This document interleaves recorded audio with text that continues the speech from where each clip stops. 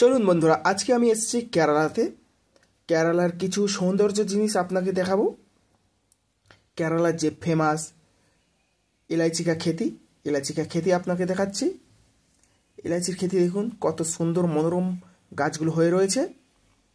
এর মধ্যেও আপনাকে দেখাচ্ছি যে দেখুন কত সুন্দর সুন্দর গাছ হয়ে রয়েছে। তো চলুন আমি আপনাদের এলাচির সিডগুলো দেখাচ্ছি, যেগুলো এলাচি সিড হয় সেইগুলো দেখাচ্ছি।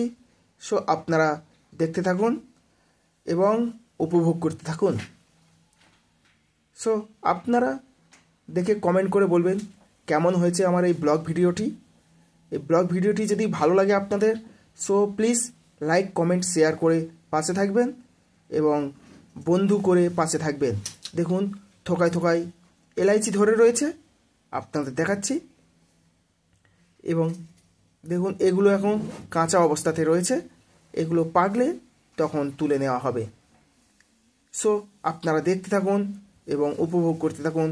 সম্রাট মণ্ডল, প্রোফাইল নাম সম্রাট মণ্ডল, ব্লগ সম্রাট মণ্ডল বানাচ্ছে। সো সবাই দেখতে থাকুন আস্তে আস্তে। দেখুন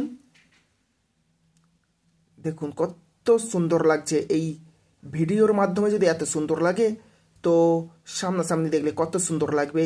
দেখুন এলাইচি ফুলও ধরে রয়েছে, এলাইচিও ধরে রয়েছে, আপনাদের দেখাচ্ছি। এবং ফুলটা দেখুন কত সুন্দর লাগছে। সবই দোস্তকো নমস্কার, প্রণাম। সবাই দেখুন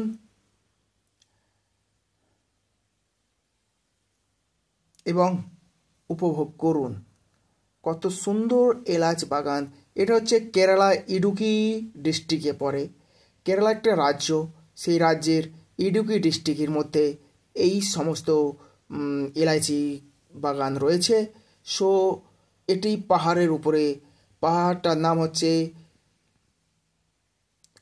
কাবালাম, এই পাহাড়টা। সো দেখুন এবং আপনাদের সামনে দেখাচ্ছি এলাইচি তুলে, আপনাদের সামনে দেখাচ্ছি। দেখুন এলাইচি, দেখুন এলাইচিগুলো দেখুন তোলার পরে কত সুন্দর লাগছে। এগুলোকে আবার শুকাতে হবে, শুকিয়ে মার্কেটে বিক্রি করার জন্য নিয়ে যেতে হবে, মার্কেটে সেল করার জন্য নিয়ে যেতে হবে। এগুলোকে রোদে শুকাতে হবে, এটা মেশিন রয়েছে, মেশিনে শুকানো হবে। সে ভিডিও আমি আপনাদের পরে দেখাবো। সো এতক্ষণের জন্য টাটা, বাই বাই। সবাই সুস্থ থাকবেন, ভালো থাকবেন।